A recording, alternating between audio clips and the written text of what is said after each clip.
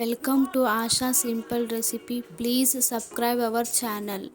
ಮಸಾಲೆ ರೈಸ್ ಮಾಡುವ ವಿಧಾನ. 2 ಈರುಳ್ಳಿಯನ್ನು ಚೆನ್ನಾಗಿ ಹೆಚ್ಚಿಕೊಳ್ಳಬೇಕು. ಒಂದು 4-5 ಹಸಿಮೆಣಸಿನಕಾಯಿ, ಒಂದು ದೊಡ್ಡ ಬೆಳ್ಳುಳ್ಳಿ ಅದೆಲ್ಲ ಸುಲಿದಿಟ್ಟುಕೊಳ್ಳಬೇಕು. ಸ್ವಲ್ಪ ಹಸಿ ಶುಂಠಿ, ಸ್ವಲ್ಪ ಚಕ್ಕೆ, ಲವಂಗ, ಏಲಕ್ಕಿ ಹಾಕಿಕೊಳ್ಳಬೇಕು. ಸ್ವಲ್ಪ ಕೊತ್ತಂಬರಿ ಹಾಕಿಕೊಂಡು ಚೆನ್ನಾಗಿ ನುಣ್ಣಗೆ ರುಬ್ಬಿಕೊಳ್ಳಬೇಕು. ಚೆನ್ನಾಗಿ ರುಬ್ಬಿಕೊಂಡ ನೀರು ಹಾಕಿ ಸ್ವಲ್ಪ ಚೆನ್ನಾಗಿ ರುಬ್ಬಿಕೊಳ್ಳಬೇಕು ಮಸಾಲೆ. ಇದು ರೈಸಿನ ಮೇನ್ ಮಸಾಲೆ ಇದೇ ಇರುತ್ತದೆ.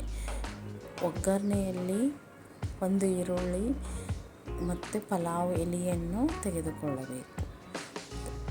ಕುಕ್ಕರ್ ಇಟ್ಟು ಕುಕ್ಕರ್ ಕಾದ ಮೇಲೆ 1 ಸ್ಪೂನ್ ಆಯಿಲ್ ಹಾಕಬೇಕು. 1 ಸ್ಪೂನ್ ಆಯಿಲ್ ಹಾಕಿ ಚೆನ್ನಾಗಿ ಕಾದ ಮೇಲೆ ಪಲಾವ್ ಎಲೆಯನ್ನು ಎಣ್ಣೆಯಲ್ಲಿ ಹಾಕಬೇಕು. ಪಲಾವ್ ಎಲೆಯು ಎಣ್ಣೆಯಲ್ಲಿ ಹಾಕಿದ ಮೇಲೆ ಒಂದು ಈರುಳ್ಳಿಯನ್ನು ಕೊಯ್ದಿಟ್ಟುಕೊಂಡ ಈರುಳ್ಳಿಯನ್ನು ಹಾಕಬೇಕು. ಹಾಕಿ ಚೆನ್ನಾಗಿ ಫ್ರೈ ಮಾಡಬೇಕು.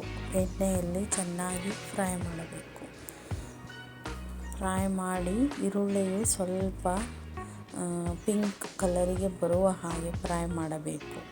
ಫ್ರೈ ಆದ ಮೇಲೆ ನಾವು ರುಬ್ಬಿಟ್ಟುಕೊಂಡ ಮಸಾಲೆ ಮಿಕ್ಸಿ ಜಾರಿನಿಂದ ಎಲ್ಲವನ್ನು ಹಾಕಿಕೊಳ್ಳಬೇಕು. ನಾವು ಚೆನ್ನಾಗಿ ರುಬ್ಬಿದ್ದರೆ ಅದು ಚೆನ್ನಾಗಿ ಪಲಾವ್ ಬರುತ್ತದೆ. ಎಣ್ಣೆಯಲ್ಲಿ ಚೆನ್ನಾಗಿ ಅದನ್ನು ಫ್ರೈ ಮಾಡಿ ಅದಕ್ಕೆ ಸ್ವಲ್ಪ ಅರಿಶಿಣ ಪುಡಿ, ರುಚಿಗೆ ತಕ್ಕಷ್ಟು ಉಪ್ಪು ಹಾಕಿ ಮಸಾಲೆ ಚೆನ್ನಾಗಿ ಫ್ರೈ ಮಾಡಬೇಕು. ಅದರಿಗೆ ಹಾಕಿದ ಎಣ್ಣೆ ಬಿಡುವವರೆಗೂ ಅದನ್ನು ಫ್ರೈ ಮಾಡಬೇಕು ಮಸಾಲೆ. ಆಮೇಲೆ ಸ್ವಲ್ಪ ಮೊಸರು ಹಾಕಬೇಕು. 4-5 ಸ್ಪೂನ್ ಮೊಸರು ಹಾಕಿ ಮತ್ತೆ ಫ್ರೈ ಮಾಡಬೇಕು. ಮೊಸರು ಮಸಾಲೆ ಚೆನ್ನಾಗಿ ಫ್ರೈ ಮಾಡಿದ ಮೇಲೆ 2 ನೀರು ಅಕ್ಕಿಯನ್ನು ತೊಳೆದು ನೀರಿನಲ್ಲಿಯೇ ಇಟ್ಟುಕೊಂಡಿರುತ್ತೇವೆ. ಅದನ್ನು ನೀರು ಬಸಿದು ಕುಕ್ಕರಿಗೆ ಅಕ್ಕಿಯನ್ನು ಹಾಕಬೇಕು. ಅಕ್ಕಿ ಹಾಕಿ ಅರ್ಧ kg ಅಕ್ಕಿ ಹಾಕಬೇಕು. ನಾ ಮಾಡಿರುವ ರೈಸ್ ಅರ್ಧ kg ಇದೆ. ಅಕ್ಕಿ ಹಾಕಿ ಸ್ವಲ್ಪ ಎಣ್ಣೆಯಲ್ಲಿ ಮತ್ತೆ ಫ್ರೈ ಮಾಡಿದ ಮೇಲೆ ಅರ್ಧ kg ಅಕ್ಕಿ ಅಂದರೆ 2 ಲೋಟ. 2 ಲೋಟ ಅಕ್ಕಿಗೆ 4 ಲೋಟ ನೀರನ್ನು ಹಾಕುತ್ತೇನೆ.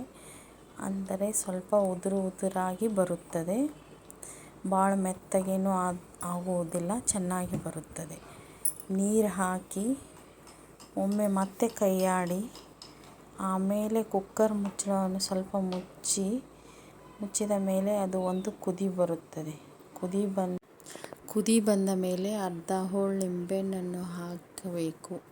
ಈ ಲಿಂಬೆಹಣ್ಣು ಹಾಕುವುದರಿಂದ ರೈಸ್ ಬಾತ್ ಉದುರಾಗಿ ಬರುತ್ತದೆ.